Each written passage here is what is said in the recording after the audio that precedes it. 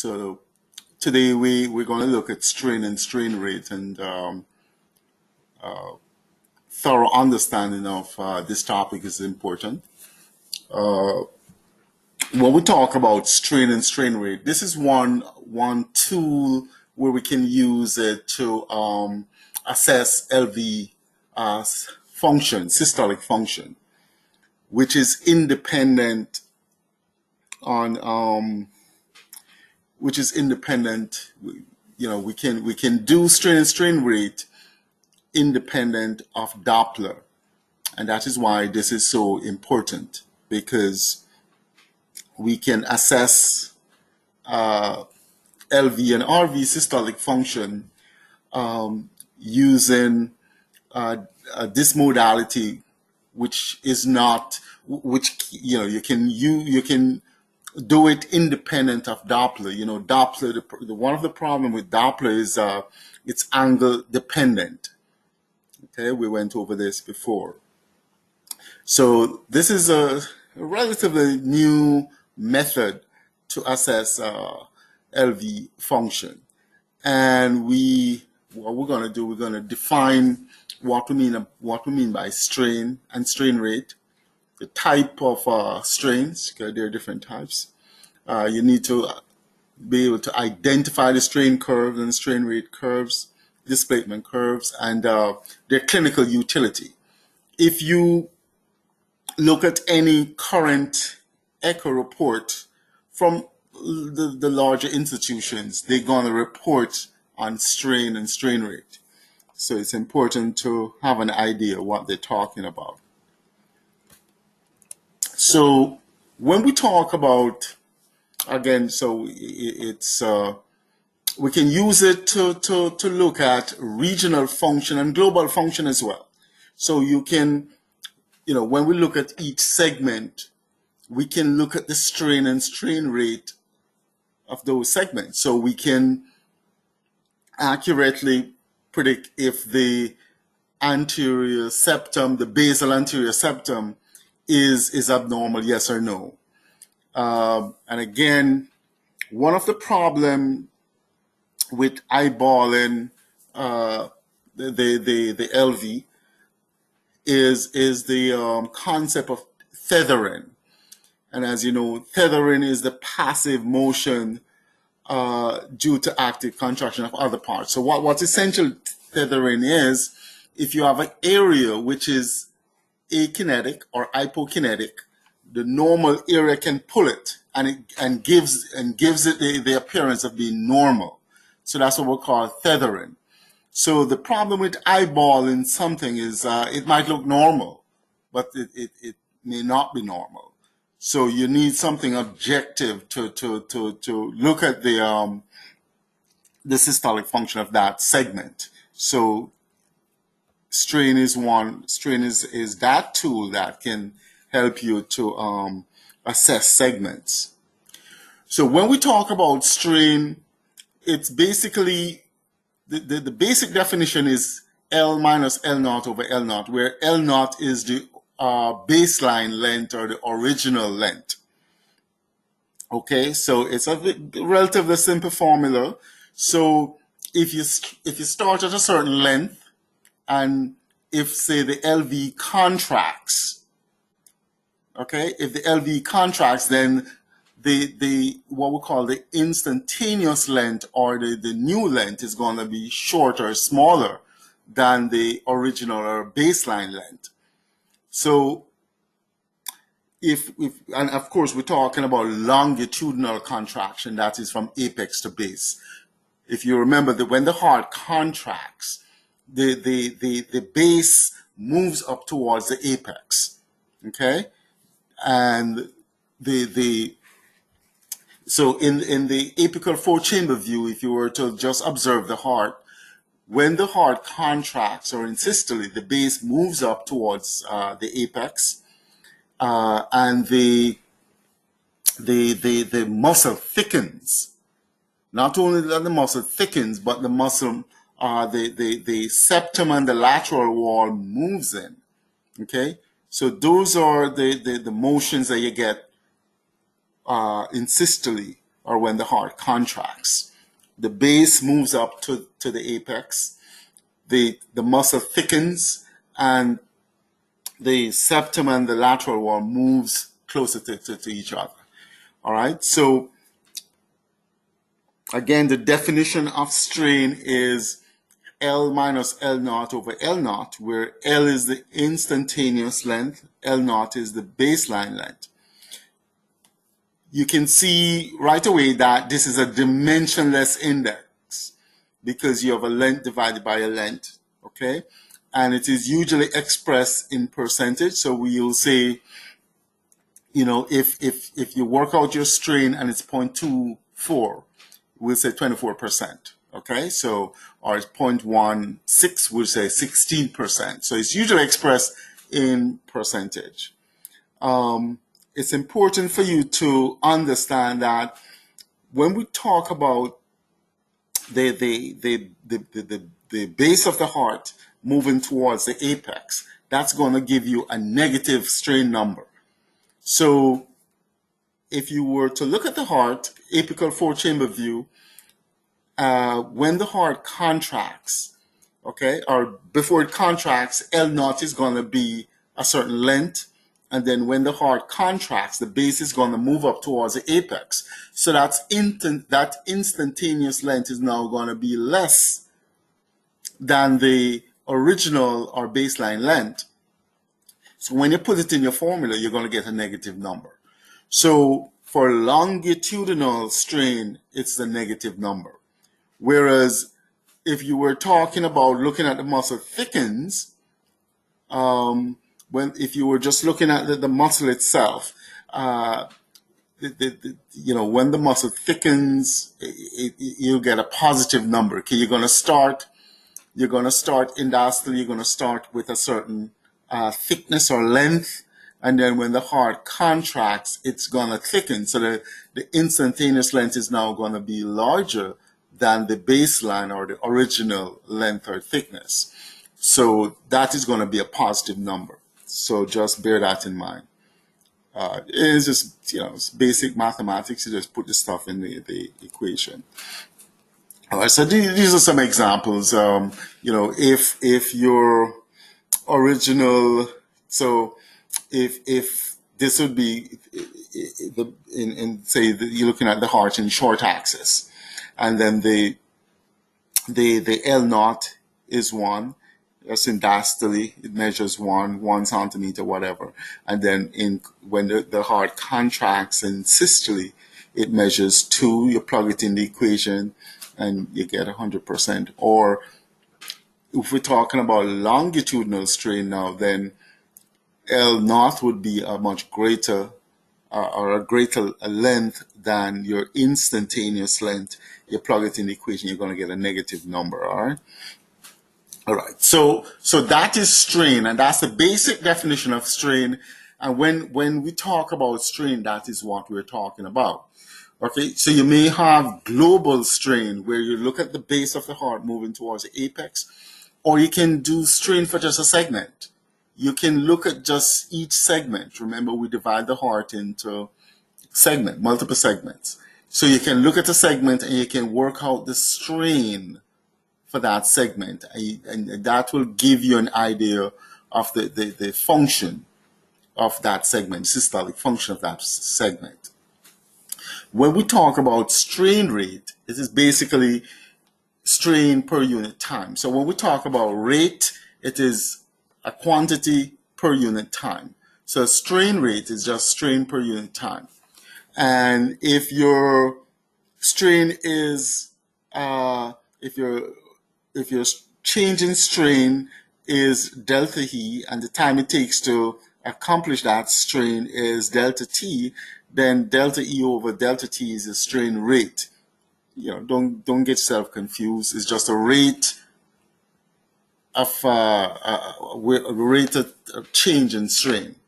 Okay, so again, rate just means whatever change you're getting with respect to time. All right. So again, strain is a dimensionless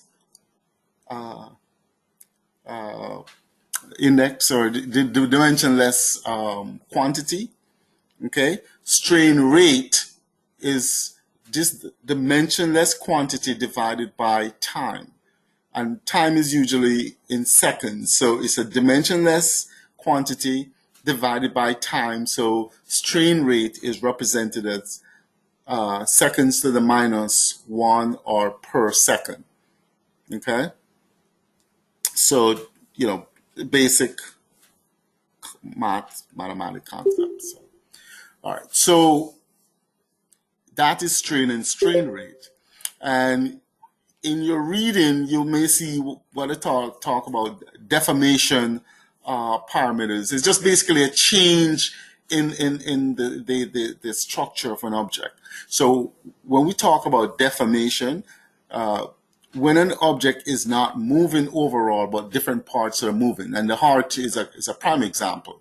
The heart is not moving out of your chest, okay? It's not physically moving in terms of distance travel, but the base is going to move up towards the apex. The muscle is going to be thickened, so it is deforming. Okay, so when an object is not moving overall, but different parts are moving, that's what we call deformation. Okay, and then we talk about strain. So strain and strain rate are deformation measures. Okay, and this is just a rough example. So if you have an object like this and you squash it, okay, and you may change the shape, but the overall volume remains the same. And this is the myocardium. When the heart contracts, you get thickening at the expense of lengthening. So the overall volume of the heart remains the same. As mentioned before, you have different types of strain. When the base of the heart moves up towards the apex, we call that a longitudinal strain. And longitudinal strain is a negative quantity because your original length or the baseline length is larger than your instantaneous length. Whereas your transmural length, as I showed you, when the heart thickens, that is going to be a positive number because your baseline length is less than your instantaneous length. And then circumferential strain is if you look at the heart, even in the apical four-chamber view, when the heart contracts, the septum and the lateral wall moves towards each other. So they come in, okay? So the original distance is the original distance is greater than the new distance. So you have longitudinal strain, transmural strain, and circumferential strain. All right. So when we talk about longitudinal strain, we've been talking about that all morning. So the apex and the base of the heart.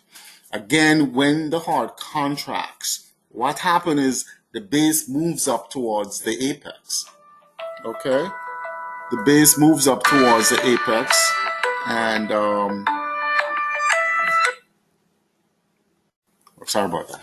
Okay, so longitudinal strain, the base of the heart moves up towards the apex. So the baseline length is going to be longer than the instantaneous length because when the heart contracts, the base moves up towards the apex. So the heart sort of shrink then.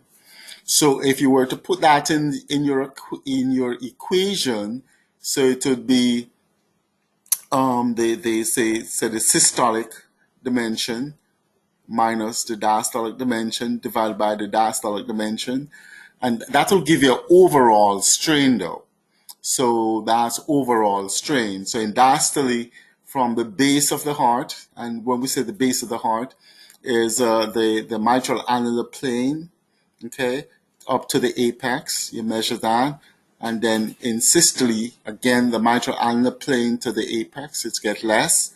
And then if you put it in the equation, you're going to get a negative number. So that will give you overall strain. And the good thing is that the computer will do it for you. Okay, but if you look closely, you will see that in systole, when the base of the heart moves up towards the apex, that is we call that myocardial annular excursion. Okay, the myocardial annular excursion, and we're accustomed to this because when we look at RV systolic function, we talk about TAPSE, and TAPSE is just the tricuspid ulnar plane systolic excursion. So it's the same type of excursion we're talking about, but this is for the LV. All right, so this is L.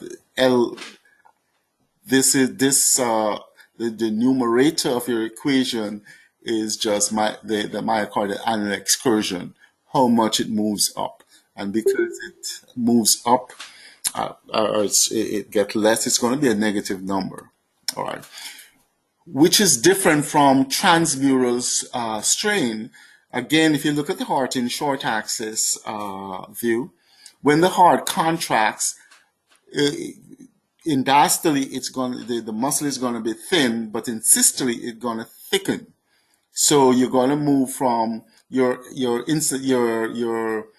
L naught, or your baseline length, is going to be less than your instantaneous length or thickness. So your transmural strain is going to be a positive quantity. Okay, and you can do that either with your two-dimensional or your M mode echo, which is different from circumferential strain, because if say if you look at the heart, it's a short axis again, and you look at the mid look at the mid wall in diastole. Okay, in diastole, the heart is going to expand. It's going to relax a bit, and then if you look at it so this is the mid wall in diastole. This is the endocardium in diastole. But if you can look at the mid wall and the endocardium in systole, they produce if you want to say, a circle with a smaller diameter, because it contracts. So if you were to measure distance, then your your your your um, your systolic measurement is going to be less than the diastolic measurement. So so just look one area. Look at the mid wall in diastole. When the heart contracts, you can see that the mid wall in systole is smaller, and that's what you expect when the heart contracts. Just look at the heart in the short axis view. All right, so we talk about the mitral annular excursion. That's just how much the mitral annulus moves up in systole, and your M mode is a good method to assess that, just like we did with your tap. All right, so you can do it. You can do your M mode, and it's probably best done with M mode, because M mode will give you a very accurate measure. All right. So again, your mitral annular excursion is how much it moves up. So if you divide your mitral annular excursion by the L naught, which is the dimension in diastole, then that will give you your strain. Again, remember, it's going to be a negative number. Okay, it's usually express. You're going to get a percentage, but you're going to express it. Sorry, you're going to get a fraction, but you will express it as a percentage. So if you get 0.20, we usually write that as 20%. All right, so you can do, when you're doing strain and strain rate, you can use your tissue Doppler imaging. And if you put it through the mitral, say you put it at the medial mitral annulus, we're accustomed to see this is going to be a S prime, you get your E prime and your A prime. We are aware of that, because those are the tissue Doppler that we usually do. So we can do strain and strain rate using tissue Doppler imaging. But at the onset of the lecture, we said that because Doppler is angle dependent, you know, its accuracy sometimes is not is in question. There's another method to do strain and strain rate using what we call speckle tracking echo. And what we do, we look at the speckles. When you look at the echo in the gray scale, you see multiple shades of gray, and those gray area. So you're going to see gray areas and dark areas, or gray areas and black areas. So that is essentially what you see when you do your two-dimensional echoes. We use the gray areas, those speckles, because those speckles, what those speckles represent is constructive interference, and then the black area represent destructive interference. So we use those speckles and the movement of those speckles, because it's not really angle dependent. Okay. All right. So again, if you were doing strain rate, then it would be just the strain divided by time. Okay. Or if you go back and you look, so this is our systolic velocity of the mitral annulus. Okay, so if you divide if we want to get the strain rate, the systolic velocity represent the change in this, because the velocity is the change in distance with respect to time, right? So if we look at our Doppler, we can just divide the systolic velocity by the dimension in diastole, and you'll get your strain rate. So using tissue Doppler imaging, all you're going to do, you get your velocity divided by the longitudinal distance. All right. If you just take a little time, you'll understand that it come out to the same thing. Okay. So when you put your units in, velocity is going to be centimeters per second, and you measure your distance in centimeters. So the centimeter cancels centimeter, so you get 1 over a second, which is your strain rate.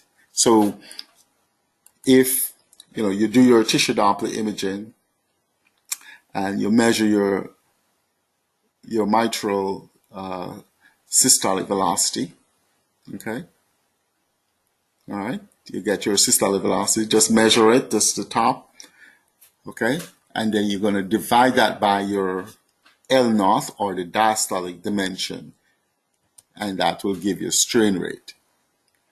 Okay, all right. This is what your strain curve look like, and this is what you're going to see when you do strain analysis on one of your segments. This is the curve you're going to see, and you have to know that this is a strain curve. Okay, and you can look at it per cycle. Okay, so in systole, because the strain is going to get more negative in systole. Okay, systole is from the onset of the QRS to the end of the T wave, and then in diastole it get more positive. So again, in systole, the base of the heart moves up towards the apex. Okay, so these numbers are percentage. So in a normal segment, you expect the strain to be about minus 18 to minus, say, 24. So the peak strain is usually about minus 18 to minus 24, and that's normal. All right. Just using our equation. Okay, don't forget your equation. And then if you look at your strain rate curves look something like this. All right. So in systole, we get the curve going down, and then in diastole, you get this. So it looks, if you look closely at it, it looks like your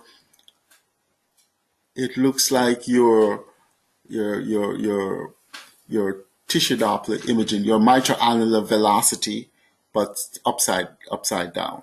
Okay. All right. So you see a systolic component, and then you have the diastolic component. So that's your strain rate curve, and then this is our displacement curve. Okay, this is your displacement curve. So it looks like the displacement curve looks like the strain curve, but upside down. Okay, and that is because we just compute, when we say displacement, is just the displacement is distance traveled in a specific direction. So the difference between, say, displacement and distance is distance just give you the distance, the change in the amount of traveling. That's distance, the amount of traveling.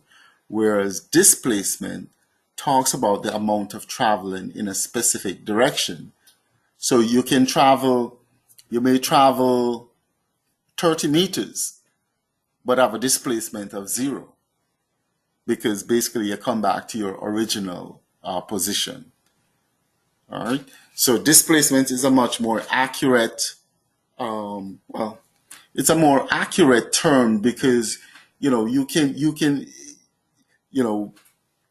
if I tell you to walk down the road 30 feet west, 10 feet north, and then you're going to do 30 feet east, and then 10 feet south, you're going to travel a lot of distance, but your displacement is going to be 0.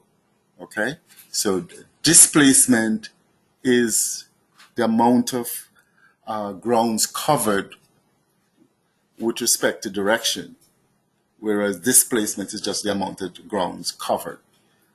All right, straightforward.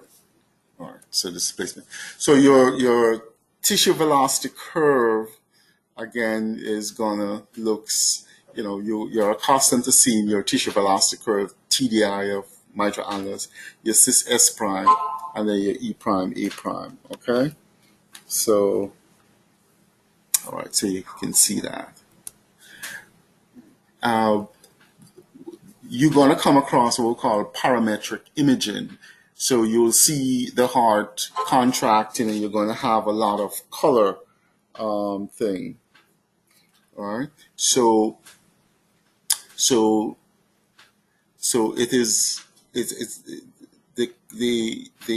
parametric imaging is color. It's a colored thing. Okay. So again, you're accustomed, the velocity towards the probe is red, and velocity away from the probe is blue. Okay. If you were to look at strain rate is yellow to orange for shortening. So when you have shortening and you look for strain rate, it's going to be orange, yellow to orange. And then strain is cyan to blue for lengthening.